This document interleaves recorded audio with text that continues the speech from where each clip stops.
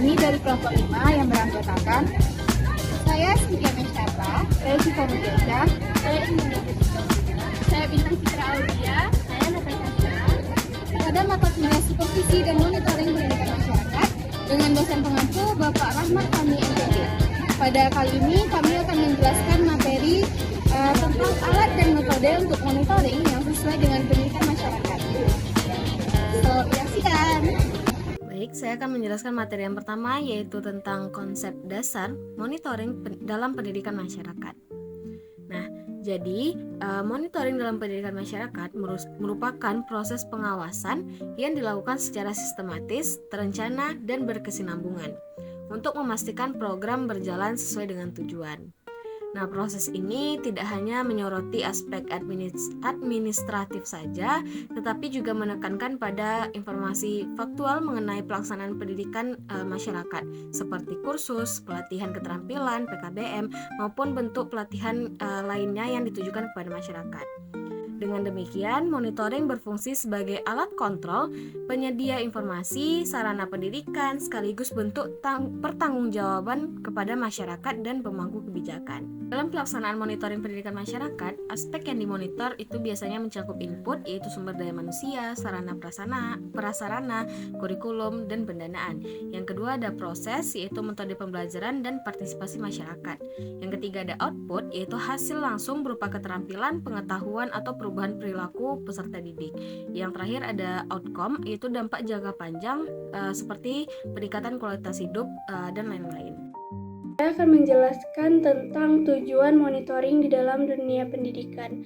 Nah, tujuan yang pertama itu ada mengumpulkan data dan fakta, di mana di dalam monitoring dilakukan untuk memperoleh informasi nyata mengenai pelaksanaan kegiatan pendidikan, termasuk hambatan yang muncul dan cara mengatasinya. Lalu tujuan yang kedua itu ada menjamin kualitas proses, di mana dengan monitoring pimpinan atau pengelola itu dapat melihat secara langsung jalannya proses pendidikan itu, baik dalam administrasi, manajemen kelembagaan, maupun kegiatan belajar mengajar. Lalu yang ketiga itu ada dasar evaluasi, di mana hasil monitoring itu menjadi bahan utama evaluasi yang menentukan keberhasilan suatu program serta memberikan gambaran apakah perlu perbaikan atau penyempurnaan. Lalu tujuan yang keempat itu monitoring ini juga berperan sebagai supervisi untuk memberikan arahan, bimbingan, dan masukan bagi pelaksana program agar kegiatan itu berjalan lebih efektif. Lalu yang terakhir itu ada pengambilan keputusan. Nah, informasi dari monitoring itu tuh digunakan sebagai dasar bagi pengambilan keputusan strategis baik di tingkat sekolah, dinas pendidikan, maupun kebijakan nasional, sehingga program dapat berjalan efisien, relevan, dan adaptif terhadap perubahan. Prinsip-prinsip monitoring. Ada beberapa prinsip monitoring ini. Yang pertama, monitoring harus dilakukan secara terus-menerus. Monitoring bukan kegiatan sesaat, tetapi proses yang dilakukan secara berkelanjutan selama program atau kegiatan berjalan. Yang kedua, monitoring harus menjadi umpan terhadap perbaikan kegiatan program organisasi. Yang ketiga, monitoring harus memberi manfaat baik terhadap organisasi maupun terhadap pengguna produk atau layanan. Yang keempat, monitoring harus dapat memotivasi staf dan sumber daya lainnya untuk berprestasi. Selanjutnya, monitoring harus berorientasi pada peraturan yang berlaku.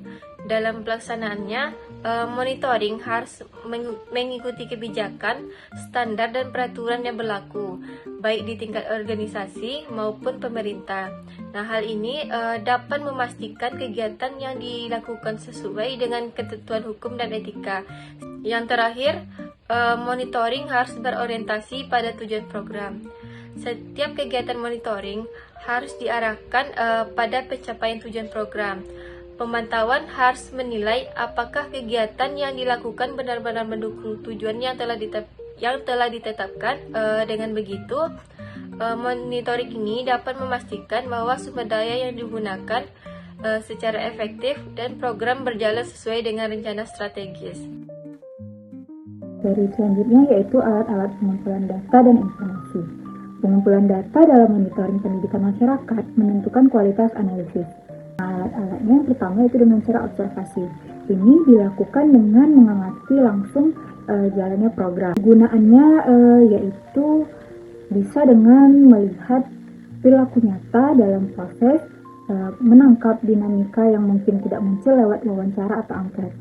Nah, alat yang kedua yaitu dengan wawancara. Ini menggali informasi dari penyelenggara, tutor, peserta, atau masyarakat. Nah, kegunaannya ini memperoleh detail, alasan, persepsi, dan pengalaman yang tidak terlihat dari observasi. Nah, yang ketiga itu angket. Nah, ini daftar pernyataan tertulis untuk responden banyak.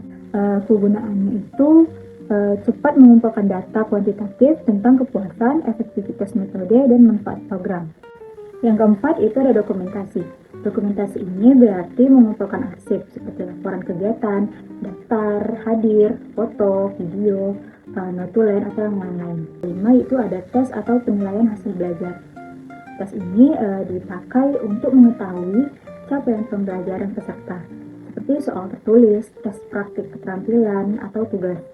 Nah, kegunaannya yaitu menilai perubahan pengetahuan atau kemampuan sebagai output program. Nah, itu ada forum diskusi.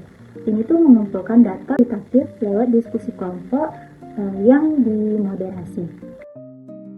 Baiklah, saya akan menjelaskan tentang teknik analisis untuk mengevaluasi efektivitas dan efisiensi program pendidikan masyarakat.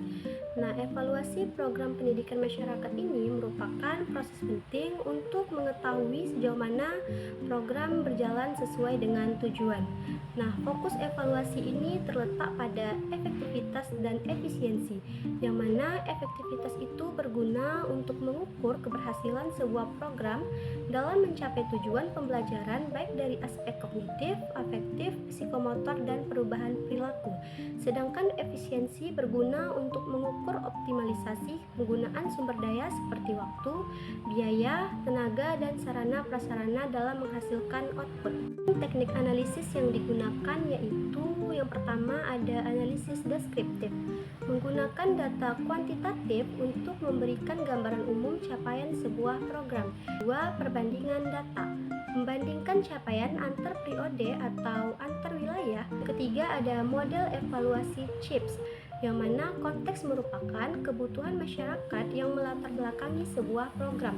Yang keempat ada analisis kualitatif, menggunakan wawancara, observasi, dan dokumen.